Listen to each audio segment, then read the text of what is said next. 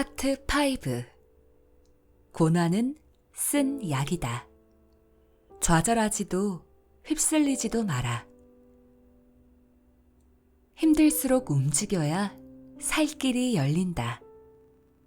질병도 움직여야 개선되고 암담한 미래도 움직여야만 좋아진다. 할 일이 아무것도 없다면 방 청소라도 하고 하다못해 산책이라도 해야 한다. 분주히 움직이다 보면 막혀있던 일들이 풀리기도 하고 전혀 예상치도 못했던 새로운 일을 할 기회도 찾아온다. 인간의 뇌는 과장도 심하고 엄살도 심하다. 뇌 부위 중에서 전두엽은 미래를 예측하는 역할을 하는데 동물 중에서 인간이 가장 발달되어 있다. 씨를 뿌려 농사를 짓고 훗날을 위해서 자식을 교육시키고 작은 벤처기업에 투자를 할 수 있는 것도 전두엽이 발달했기에 가능하다. 전두엽이 손상되면 미래를 계획하지 못하고 불과 10분 전에 본 사람도 기억하지 못한다. 전두엽은 미래를 예측하고 계획하고 상상의 나래를 펴게 하는 중요한 역할을 한다. 하지만 그런 전두엽이 용한 점쟁이는 아니다. 오히려 돌팔이에 가깝다. 예를 들면 100억짜리 프로젝트를 준비하고 있는 사업가가 길에서 10,000원짜리 지폐를 주었다면 몹시 기뻐하며 왠지 사업이 잘 풀릴 것 같다는 기대감에 젖는다. 그와 반대로 10,000원짜리 지폐를 잃어버렸다면 사업이 잘 안 될 것 같은 불길한 예감에 사로잡힌다. 사실 100억짜리 프로젝트와 10,000원을 줍고 잃어버리는 것과는 별개의 문제이다. 인간을 감정의 동물이라고 하는 것도 이 때문이다. 살다 보면 막막할 때가 종종 있다. 나의 간절한 소망과는 반대로 통장은 점점 가벼워져만 간다. 얼마 전에 면접을 봤는데 아무 연락이 없어서 모처럼 용기를 내서 회사에 전화했다가 면접에서 떨어졌다는 소식이라도 듣게 되면 눈앞이 깜깜해진다. 어젯밤까지만 해도 결혼할 생각에 한껏 부풀어 있었는데 왠지 파혼하게 될 것 같은 예감이 들고 평생을 백수로 살지도 모른다는 두려움에 사로잡힌다. 친구들에게서 만나자는 연락이 와도 괜한 자격지심 때문에 거절하고 명절 때가 돼도 부모님 뵐 면목도 없는 데다 친지들이 흉볼 것만 같아서 꼼짝도 하지 않는다. 외부와의 연락을 두절한 채 지내는 사이에 서서히 외톨이로 전락해간다. 그러나 삶이 힘들수록 어쩐지 마음이 움츠러들수록 부지런히 움직여야 활로를 찾을 수 있다. 세상은 정보화 시대이다. 부자들은 가만히 있어도 모르던 사람들까지 제 발로 찾아와 고급 정보를 전해준다. 반면 공공한 처지에 놓이게 되면 친했던 친구마저 발길이 뜸해진다. 그나마 간간히 들어오던 정보마저 끊기면 정말로 살 길이 막막해진다. 이럴 때일수록 긍정적인 마인드가 필요하다. 파울로 코엘료의 연금술사에 보면 이런 문장이 나온다. 무언가를 구하는 매 순간이 곧 그것을 만나는 순간인 거야. 부자를 꿈꾸는 사람은 지갑이 텅 비어 있어도 궁색해하거나 어깨를 움츠리지 않는다. 이미 마음속은 부자이기 때문이다. 열심히 꿈을 꾸는 사람은 실패해도 좌절하지 않는다. 계속 꿈을 향해 전진하고 있기 때문이다. 디스크 환자 중에서도 병을 키우다가 응급실로 실려오는 사람들이 덜어 있다. 디스크가 튀어나오면 신경을 압박하기 때문에 처음에는 다리가 당기고 아프며 저릿저릿하다. 시간이 흐르면서 압박의 강도가 강해지고 점점 통증도 심해진다. 움직이면 아프기 때문에 나중에는 아예 누워서 꼼짝하지 않는다.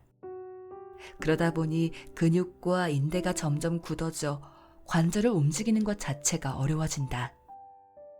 활동하지 않으니 혈액의 흐름이 원활하지 않게 되어 심부 근육에 산소가 부족해져서 어쩌다 몸을 움직이면 극심한 통증이 찾아온다. 방송이나 강연 중에 50견으로 팔을 못 쓰는 환자나 누워서 꼼짝 못하던 디스크 환자를 20여 분 만에 일어나 걷기 할 때는 주로 동작침법을 사용한다. 동작침법은 한방의 응급치료법으로 경혈에 침을 놓아 심부 근육을 풀어주고 통증을 덜어주는 것이다. 안 쓰던 몸을 사용하게 되면 뭉친 근육과 인대도 풀어지고 혈액의 흐름도 점차 좋아져 치료가 한결 수월해진다. 질병도 움직여야 개선되고 암담한 미래도 움직여야만 좋아진다. 할 일이 아무것도 없다면 방 청소라도 하고 하다못해 산책이라도 해야 한다. 뇌는 발바닥에 자극을 받아야 산소가 공급되어서 활동이 왕성해진다. 움직이면 움직일수록 뇌세포가 활발해지고 신경 전달 물질이 분비되기 때문에 해야 할 일이 점점 늘어난다. 분주히 움직이다 보면 막혀있던 일들이 풀리기도 하고 전혀 예상치도 못했던 새로운 일을 할 기회도 찾아온다. 예전에 하이힐을 자주 신어서 허리 디스크로 병원을 방문했던 환자 중에 패션 모델이 있었다. 그녀의 원래 꿈은 교사였다. 그녀가 모델이 된 것은 우연이었다.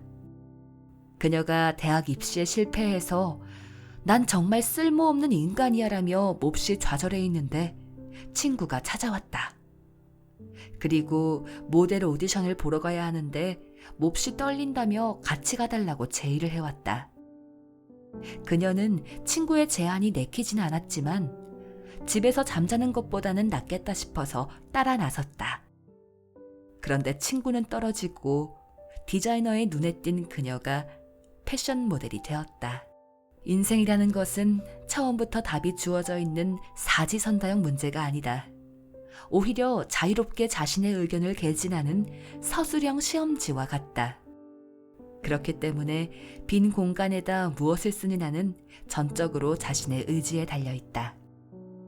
무력감과 좌절감에 사로잡혀 있더라도 훌훌 털고 일어나 삶이란 넓은 답안지를 발로 뛰어다니며 빽빽하게 채워나가 보자. 첫걸음을 떼고 나면 의외로 몸과 마음이 가벼워져서 자신 있게 답안지를 채워나가고 있는 자신을 발견하게 될 것이다. 편안함을 추구하면 삶이 불편해진다. 현대인의 질병은 지나치게 편리한 삶을 추구하는데 그 원인이 있다. 계단이 귀찮아 2, 3층을 이동하는데도 에스컬레이터나 엘리베이터를 이용하고 지하철 대신 택시를 이용한다. 그런데 이런 편안함을 찾다 보면 건강이 망가지면 물론 마음의 근육도 약해진다. 한국인의 기대 수명이 80세를 넘어섰다. 의약품과 의료기술이 꾸준히 발달하고 있어서 이대로 간다면 평균 수명 100세 시대도 멀지 않아 보인다. 언론에서는 무병장수 시대를 눈앞에 두고 있다고 하지만 현실은 다르다.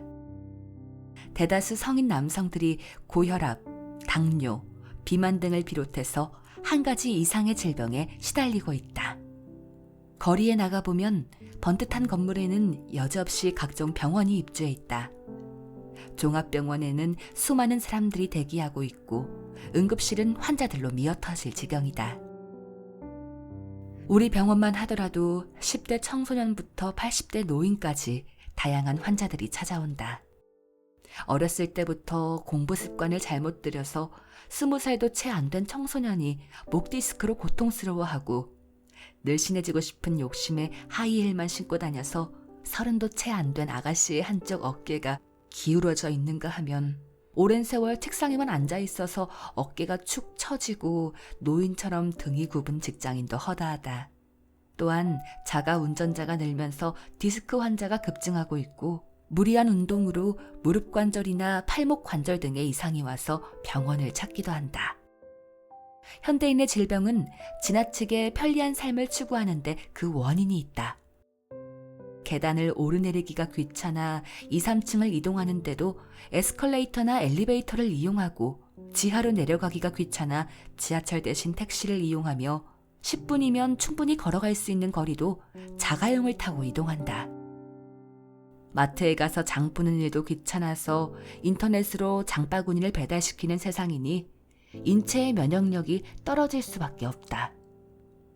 한의학에서는 암을 과식과 영양 과다 때문이라고 본다. 조금 전에 먹은 음식이 채 소화되기도 전에 기름진 음식을 다시 먹어대니 몸이 불어나고 장기들이 과다한 영양분을 제때 처리하지 못해 몸속에 노폐물처럼 차곡차곡 쌓이니 어찌 병이 생기지 않을 수 있겠는가. 건강을 지키는 비결은 중용에 있다.